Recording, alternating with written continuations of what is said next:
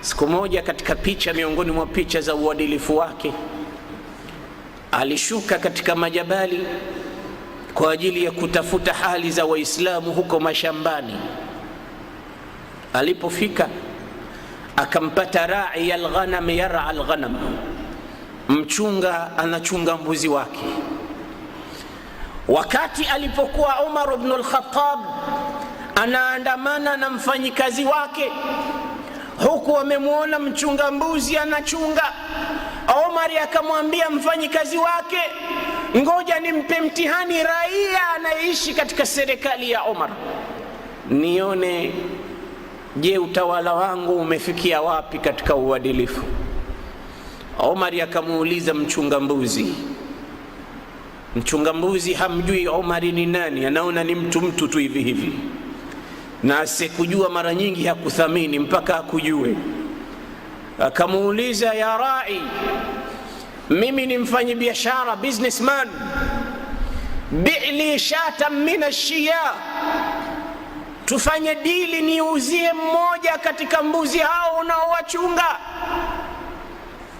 pesa tia mfukoni. Ukiulizwa na bosi wako, mbona mbuzi mmoja kapotea, mwambie ameliwa na mbwa mwitu. Umar ibn al-Khattab anatengeza dili pamoja na mchunga mbuzi. Sikiliza jawabu la mchunga mbuzi, ndugu yangu Muislamu. Mchunga mbuzi anamwambia Umar ibn al-Khattab, ya ayuha rajul, ewe mtu unayetaka kununua mbuzi kutoka kwangu, ana lastu malika sha, mimi siye mmiliki wa mbuzi hawa, ana mujarradu rai, mimi ni mfanyikazi tu, nimeandikwa kazi ya kuchunga mbuzi hawa. Ama mambo ya kuuza siyamiliki mimi. Kama unataka kuuza, kununua, taala ila malikiha, njoo nikupeleke kwa mmiliki wake, patana naye bei, nunua kutoka kwake. Ama mimi siwezi kukuuzia kitu katika wanyama hawa na mifugo hawa. Umar akamwambia, wewe imekuwaje? Mimi nakwambia hii ni kati yangu mimi na wewe, baini wa bainik, mimi na wewe tu. Bosi akikuuliza mwambie ameliwa na mbwa mwitu, si kawaida wa mbuzi wanaliwaliwa, atajua. Akamwambia, aqulu li sayyidi akalahu dhi'b, unanifundisha nikamwambie bosi wangu mmoja kuwa ameliwa na mbwa mwitu? Fa aina Allah, Mungu nitakuwa nimemwacha wapi wakati huo? Rai, Mungu nitakuwa nimemwacha wapi? Na maana mimi nitakuwa namdanganya mpaka Mungu? Siwezi. Umar akamwambia mfanyikazi wake, alhamdulillah, angalia huyu raia katika raia wa Umar, raia katika serikali ya Sayyiduna Umar. Akamwambia, basi dullani ala maliki sha, nipeleke nionyeshe aliko bosi wako anayemiliki mbuzi hawa. Akamwambia, taala mai, niandame nikupeleke. Yule bwana anafikiria huyu ni mnunuzi wa mbuzi, akampeleka kwa bosi wake. Alipofika kwa bosi wake, akamwambia bosi wake, bi'li hadha al-abd, nimekuja sitaki kununua mbuzi, nataka uniuzie huyu mchunga mbuzi, niuzie mtumishi wako. Akamwambia, amira almu'minin, huwa lak, nimeshakuuzia, mchukue. Akamchukua Umar baada ya kumnunua, kisha akamwambia, wewe umekuwa mtumwa kwa huyu bwana, lakini sasa nimekununua mimi, wewe mtumwa wangu mimi. Walana anta hurrun liwajhi llahi alkarim, kuanzia sasa wewe uko free, si mtumwa wa mtu yoyote tena.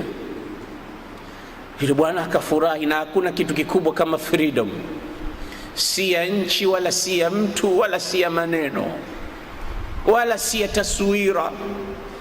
Yule bwana akaondoka. Umar akamuita akamuuliza, atadri malladhi a'taqatka, je unafahamu katika akili yako ni kitu gani kilichokuacha huru? Akamwambia la. Akamwambia, a'taqatka tilka alkalima, Kilichokuacha huri wewe ni kile kilma ulichokisema, aina Allah, Mungu yuko wapi ikiwa mimi nitasema uongo mbele ya bosi wangu, lakini Mungu anajua kama huu uongo, bora mimi nisimfiche Mungu. Hicho ndo kilma ambacho kimekuacha huri wewe hapa ulimwenguni. Wa arju an ta'tiqaka hadhihi alkalimatu anin nari yawm alqiyama, nami nataraji neno hili hili litakuacha huri na moto siku ya Kiyama, nataraji hivyo. Huyu ni Umar na hii ni historia yake. Lakini mulahadha, mara nyingine sisi huwa tunawalaumu watawala wetu, wafalme wetu wanaotuongoza, lakini hatujilaumu na sisi kwa upande mwingine. Angalia hapa, kuna mtawala na mtawaliwa. Mtawala ni Umar, mtawaliwa ni mchunga mbuzi. Wote wawili kila mmoja amecheza pati yake. Ikiwa tutamtaka mtawala acheze pati yake ya uadilifu, na je, sisi pati yetu ya uadilifu ni ipi? Hebu tuanze kujirekebisha sisi. Kama hawatorekebisha watawala wetu nafsi zao, itakuwa makosa makubwa. Ali ibn Abi Talib akaanza kusema, aqimu dawlata alislamiyya fi qulubikum, simamisheni dola za Kiislamu katika nyoyo zenu mwanzo, taqum ala ardhikum, ndipo zitakaposimama katika ulimwengu. Lakini dola za Kiislamu hazimo katika nyoyo zetu. Tunawataka watawala wasimamishe dola za Kiislamu katika ardhi, hazijasimama katika nyoyo. Sote tuna matatizo, na inapaswa watu kila mmoja akae kwa upande wake, afikirie nimeacha wapi. Mtawala ana yake ayafikirie, ayasawazishe, na mtawaliwa naye ana yake ayawazi, ayasawazishe. Kila mmoja akiwasawazisha upande wake, tutakuja kukutana katika mezi ya utawala mzuri, meza ya utawala super, ambayo itakuwa maisha ni mazuri kama yalivyokuwa kati ya mchunga mbuzi wa Umar na Sayyiduna Umar ibn al-Khattab radhiyallahu anhu. Suratun min suwari al-adl. Siku nyingine anatembea katika miji ya Madina, katika daulatul islamia. Usiku anakuta moto umewaka, anamwambia mfanyikazi wake, twende tukaangalia moto huu, nani kawasha na usiku huu. Akifika anampata mama ambaye amezungukwa na vitoto, na vitoto vinalia na kulizana. Omar akamuuliza mwenzake, je, twende? Akamwambia twende. Kafika karibu na mama yule, akamwambia, assalamu alaikum ya ahla ad-daw, amani iwe juu yenu watu wa mwangaza huu. Na hii ni adabu ya mazungumzo. Hakutaka kusema ya ahla nar, enyi watu wa moto huu, kwani watu wa moto itakuja fikra kana kwamba ni watu wa motoni wanaochomwa. Adabul kalam. Na ndio maana kuna walimu wa kusomesha fasaha na balagha, kulikuwa na badii ndani yake na maani, ili mtu awe na adabu ya kusema na watu wengine. Sayyidna Umar akamuuliza mama yule, aadnu, je nisogee karibu? Wanaomba ruhusa. Hakwenda kwa mabavu akasema hii ni nchi yangu, naweza kufanya ninavyotaka, lakini kaingia katika maeneo ambayo ni ya wenyewe, anauliza permission. Aadnu, je niingie? Akaambiwa na mama, udnu bi khair, kama kuna la khairi sogea, lakini kama huna hata moja tuache wenyewe na dhiki zetu. Hapa tunakula dhiki ambayo tumeachiwa na huyo anayejiita mtawala wetu. Omar akauliza, dhiki yenu ni kitu gani? Akaambia, watoto hawa ni mayatima, mimi ndo mlezi wao, na kwa hakika hasa sina cha kuwalipa, sina cha kuwalea, sina cha kuwalisha, sina cha kuwapa, ndo maana wanalia. Mbona umeteleka sufuria? Akasema, ndani hamna chochote. Hii ni danganya toto kwa ajili watoto wapate kulala, ili wende zao wakalala, kesho waamke tena kwa siku nyingine. Wakiwa wanaona chungu katika jiko, watadhani kuna chakula. Kila mmoja akiwa na tamaa, usingizi utamvamia, akilala atakwenda kulala, hamna kula hapa. Omar akainamisha kichwa chini, akawaza, akamuuliza mama wa mayatima, hii ni maisha yako kuanzia lini? Naambia haya ndo maisha yetu, hakuna hata mmoja anayetushughulikia. Waislamu, kuna nyumba katika nyumba za Waislamu hazijui chakula cha mchana wala cha asubuhi wala cha jioni. Kuna nyumba miongoni mwa nyumba za watoto wazazi wao wamefariki zamani, ni mayatima wa Mungu, hawajui kuvaa nguo, hawajui kulala mahala pazuri, hawajui kuishi vizuri, hawajui elimu, hawajui maisha bora yanayotangazwa katika nchi za watu, hawajui chochote katika vitu ambavyo wenzao miongoni mwa watoto wanavipata, hawajui hayo. Matajiri wana mamilioni ya pesa, wanaoweza kutafuta wakazipeleka pesa zao ambazo mara nyingine kwa hakika hasa hazina kazi, na wengine husema hasa wenyewe kwamba hizi pesa hazina kazi sasa hivi, kwa hiyo wacha nizue mambo ya kwenda kufanya ili zitumike. Ya reti zingetumika katika kuzitizama nyumba kama hizi. ويطعمون الطعام على حبه مسكينا ويتيما وأسيرا إنما نطعمكم لوجه الله لا نريد منكم جزاء ولا شكورا. Mungu amewasifu sana wenye kuwalisha maskini na mayatima. Yutimuna taama ala hubbihi, mali zao pamoja na kuzipenda hizo mali zao, na vyakula pamoja na kuvipenda hivyo vyakula vyao, wanawapa wasiojiweza, wasiobahatika katika jamii, kwa sababu ni watu ambao nao wapate kuonja kama yale ambayo wanaonja watoto wengine. Chakula tunatupa, nguo tunatupa, maisha tunaswaga maisha bila ya huruma, bila ya kufikiria kama kuna umma wengine utahitaji. Umar ibn al-Khattab akamuuliza mama, sasa hivi nisubiri ninakuja. Akamwambia mwenzake, twende. Tunakwenda wapi? Twende, usiulize. Wameenda mpaka katika Baitul Mal, hazina ya Uislamu. Kachukua unga, kachukua na samli, kachukua na ngano. Saidina Umar anamwambia yule aloandamana naye ambaye ni msaidizi wake, ihmil alayya, nitwika. Bosi anamwambia mfanyikazi wake, nitwika. Bosi anamtizama mfanyikazi wake, anamtizama bosi kwa mshangao, nikutwika na mimi niko hapa kwa kazi gani? Hii ndo kazi yangu. Akamwambia nitwika. Yule kama hakusikia vizuri, madha taqul? Ihmil alayya, ahmil laka au ahmil alayka, laka au alayka, nikubebe au nikubebeshe? Anamuuliza. Akamwambia nibebesha. Kamuuliza tena, nikubebe au nikubebeshe? Akamwambia nibebesha. Akamwambia Umar, mimi kazi yangu nini? Akamwambia thaqilatka ummuk. Anasema kuanzia nifanyi kazi na bosi huyu Umar ibn al-Khattab hajawahi kubwata wala hajawahi kusema kwa ukali mbele ya uso wangu kama siku nilomwambia hivyo. Akaniambia thaqilatka ummuk, mama yako umekuwa mzigo kwa mama yako wewe. Manake mtu ambaye huchukuliki, husarifiki mbele ya mamako hawezi kukubeba. Ni kilima cha nini? Kukaripia. Atahmil alayya wizri yawm alqiyama, je, siku ya kiyama utabeba dhambi zangu wewe? Unaweza kubeba maovu yangu? Yako huyawezi, utaweza kubeba madhambi ya mtu mwingine? Basi ahmil alayya, nitwika haya madhambi yangu haya.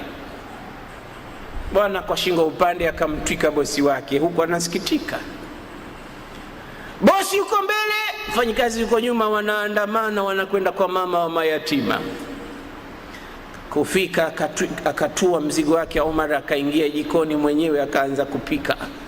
Akachemsha pale, akawa anapuliza moto wake, wadukhanu yatakhallalu min baini lihyatihi, huku moshi unapita unachoma katika ndevu zake, ukipita huku na huku kama tanuri ya mkaa.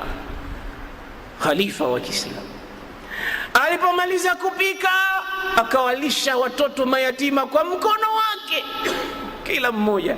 Vitoto vilikuwa vinalia hapo, vikaanza kuonekana tabasamu imekuja juu ya nyuso zao. Alat ala wujuhihim basma, uso kaanza kunawiri. Chakula si mchezo. Umar ibn al-Khattab huko anawalisha watoto wale, mama wa mayatima anamtizama kwa jicho la huruma na upendo. akitikisa kichwa chake anasema, ama kama huyu sijawahi kuona hapa mtaani. Hajui kama ni amiri almu'minin. Kisha akamwambia, ayuha rajul, we mwanamme, we anta afdalu, wewe ni bora, wa ahaqu bil khilafati, na bora ungeongoza wewe utawala, min Umar ibn al-Khattab, kuliko huyo Umar ibn al-Khattab ambaye anajigamba kwamba anatutawala wala hajui shida zetu. Umar akamezea, akamwambia, bibi, njoo katika ofisi zake kesho na mimi mwenyewe nitaongea naye Umar ibn al-Khattab aondoe matatizo yake. Ni nyumba ngapi zina matatizo na tunajua? Kama hujui uliza, kwa sababu matajiri mara nyingi hawajui watu walikuwa mafukara, labda wale matajiri wanaojumuika na maskini, kwa sababu kuna matajiri wengine hawataki hasa kuonekana wamekaa na watu maskini. Wale ndo wenzangu bwana, sio hawa pangu pakavu tia mchuzi, hawa hawafai. Mimi wenzangu wale, akionekana amekaa na watu kama wale anaona aibu. Ukikaa na watu wanyonge ndio utapata kujua kama kuna mambo katika nyumba za wanyonge. Mmoja alinihadithia, anasema zamani kuna baadhi ya wazee wetu walikula chakula ugali kwa harufu. Nikawa very interesting kusikiliza ugali na harufu unaliwa vipi. Akasema zamani ilikuwa shida ya chakula, ikafika wakati pesa alizokuwa nazo pia shida kupata. Sasa akapata pesa ya kununua chakula, lakini pesa ile akinunua chakula atakosa mafuta ya taa ya kuwasha koroboi Kibatari, akinunua mafuta ya taa atakosa kiteweo, akinunua kiteweo atakosa chakula na mafuta ya taa. Sasa afanye nini? Wakati mmoja anapanga plani apate mafuta ya taa ya kuwasha moto na taa nyumbani kwake, na apate chakula na apate kiteweo. Mkewe akamwambia, upo unga kidogo, tunaweza kusonga ugali tukala, lakini kiteweo hamna na mafuta hamna. Basi kwa hiyo nunua kiteweo na mafuta, pesa ndio hiyo moja. Kamtuma mwanawe, akamwambia, nenda kanunue mafuta ya taa. Na kwanza kamwambia, hapa inabidi tupate mafuta ya taa, nunua na papa mkavu, yule mkavu alikuwa anayekuwa juani yule, ili tupate kuja kula na ugali. Lakini kipande cha papa ukishanunua kimoja tu, hizi pesa zimeisha, mafuta tutakosa. Kwa hiyo kanunue papa kwanza, alafu tutaangalia mipango. Akaenda kanunua papa kipande kimoja, pesa zimeisha. Ugali umeshasongwa, kachukua kile kipande cha papa kikafungwa na makaratasi, kaenda kwa jirani, kikachomwa kile kipande cha papa juu ya moto ndani ya karatasi, ikawa hakikuiva wala hakikunyambulika, ikawa kinatoa harufu tu. Ikachukuliwa kile kipande cha papa ikapulizwa na kupitishwa juu ya ugali, watu wakawa wanakula ugali na ile harufu. Alafu akampa kipande cha papa, akamwambia kamrudishie mwenye duka, mwambie baba kasahau, alikuwa anataka mafuta ya taa. La ilaha illa Allah. Angalia ekonomi inavyokwenda kwa watu kama hao ambao wewe na mimi tumewasahau. Najua kabla sijasema kisa hiki ulikuwa unafikiria walikulaje chakula na harufu, lakini akili inapotanzwa na shida inapowasili na umasikini unapopiga hodi, akili huanza kutafuta miundombinu. Kama kuna miundombinu unaisikia, basi ndo hii. Mwambie baba kasahau, badala ya papa anataka mafuta ya taa. Kwa hiyo papa wameshatumia, lakini harufu yake, alafu mafuta ya taa yanakuja, wanawasha nyumbani, wanawasha taa. Hawa wapo katika jamii yetu, lakini utawajuaje wewe mwenye pesa kama hukai na watu mafukara ukawasikiliza? Na ndio maana katika fungu la zaka kuna watu wanaitwa al-amiluna alaiha, wafanyikazi wa kuifanyia kazi ile zaka, kwa sababu yupo mmoja ana mapesa, yeye anatoa ile zaka. Kuna wengine wao ndo wanawajua wale watu wanaostahili kupewa. Sasa wale ambao wanastahiki, wanawajua watu wanaostahiki, nao wana fungu lao, lakini wao ndo wenye kwenda huku na kule, nyumba hii nyumba ile.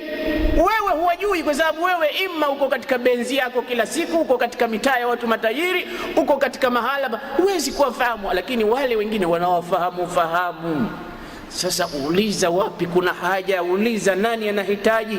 Najua hutomaliza, ni wengi, lakini alhasil, fanya kwa kadiri ya uwezo wako alokupa Mwenyezi Mungu. Usiwe muqassir, mpate kuacha fingerprint katika ulimwengu huu. Njoo utamzungumzia Umar ibn al-Khattab kesho kwa ajili ya mambo yako. Mama akafurahi, akalala uzuri na watoto wamelala. Asubuhi akafunganya, anakwenda zake kwa Khalifa Umar ibn al-Khattab. Akifika asubuhi, anamuona yule bwana alokuja jana akawa anapika, yeye ndo katikati, anaitwa huku na huku tena kwa jina la ya Amir al-Mu'minin, ya Amir al-Mu'minin, ya Amir al-Mu'minin.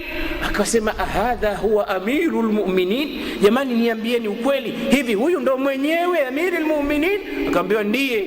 Mama akakosa nguvu, akaanguka, kwani alisema neno la kujeruhi. Akasema wewe bwana una haki ya kuwa khalifa kuliko huyo Amir al-Mu'minin. Kumbe ndo mwenyewe. Watu wakambeba wakampeleka kumpa first aid. Alipozindukana Umar akaambia njoo mama, unajua kwa nini nimekuita hapa?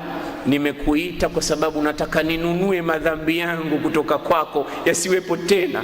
Dhambi nilizotenda, dhulma ya kudhulumu mtoto wako, siku hizo zote ninatawala, lakini unakufa njaa, sikujui. Kule alimuuliza Umar, ma dhambuhu, kwani anakosa gani Umar mpaka mnamwambia maneno hayo?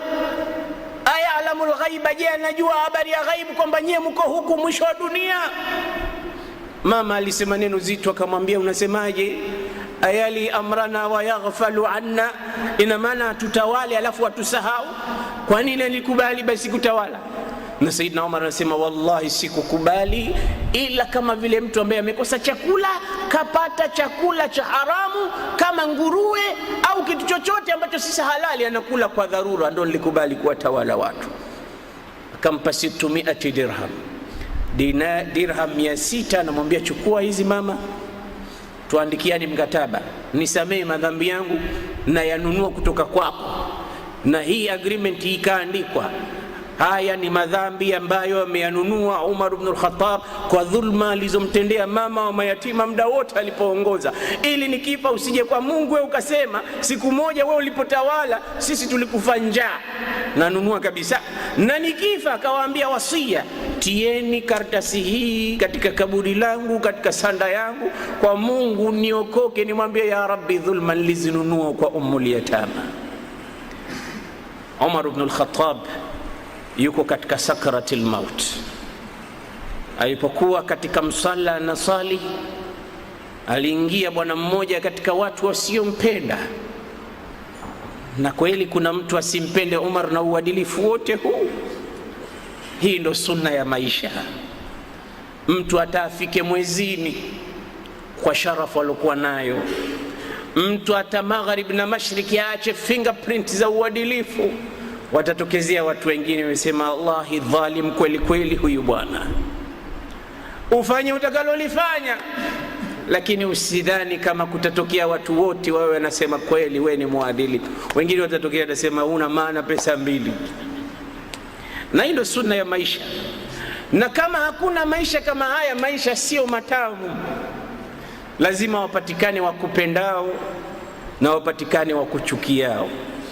Ili maisha yapate kuwa mazuri, unahitaji kuwa na marafiki, na ili yapate kuwa mazuri zaidi, unahitaji kuwa na maadui ambao watakuchallenge mara kwa mara.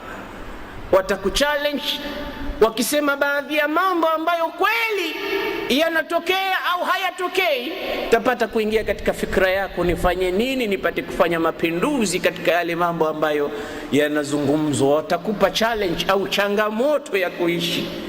Wallahi kama maadui hawapo, hakuna furaha ya maisha. Lazima wawepo.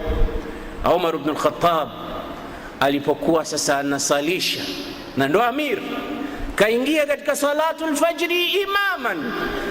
Ana alikuwa akisalisha salatul fajri, siku nyingine akisoma suratu Yusuf bi akmaliha, yote mpaka mwisho, sura hizo. Leo angalieni misikiti yetu, imamu akisoma Suratun Naba, imamu kweli anapenda sifa. Huu msikiti huu bwana, imamu wake wote wanapenda sifa. Nini? Juzi bwana katusomea Al-Hataka Hadithul Ghashia mpaka mwisho. Mimi nimesimama nataka kuanguka. Maanake unataka wewe ukifika pale qul huwallahu ahad Allahu akbar, na ukifika katika sala za tarawih ndio hivyo hivyo. Msikiti unaosifika na kutajika ni ule ambao spidi yake ni kali katika kusali. Pumzi moja tu alhamdulillahi rabbil alamin, maana utasikia tu ile wala dhalin amin. Umar ibn al-Khattab anasalisha, hajui kama ndani kaingia mmoja katika maadui zake, kumbe yumo ndani amechukua khinjar mudya, kisu kilichokuwa na makali ya huku na huku, akakitoa. Umar yuko katika qiraa, na akiingia katika qiraa akaingia katika bahari nyingine. Mtu unawezekana ukawa vingine, lakini ukiingia katika kusoma maneno ya Mungu unabadilika. Na ndivyo alivyokuwa Saidina Umar. Innamal mu'minuna alladhina idha dhukira Allahu wajilat qulubuhum, Waislamu ni wale ambao akitajwa Allah nyoyo zao zinaogopa. Katajwa Allah, wa idha tuliyat alaihim ayatuhu, na zikisomwa aya zake zadatuhum imana, zikisomwa Qur'an imani inapanda. Na wewe jifanyie investigation, jifanyie observation. Imam Ghazali anasema tizama moyo wako katika mambo matatu. Istaftih qalbak fi thalathi umuri, uulize moyo wako katika mambo matatu.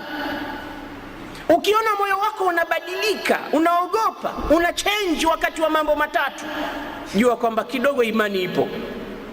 Lakini ukiona mambo matatu haya yanapita, yanapotajwa na moyo wako haushtuki, fasalillaha an yamnahaka qalban fala qalba lak, muombe Mungu akupe moyo, kwani wewe ni heartless person, huna moyo. Mambo gani? Nasema inda qiraati alquran, ikisoma Qur'ani tizama moyo unakuwaje.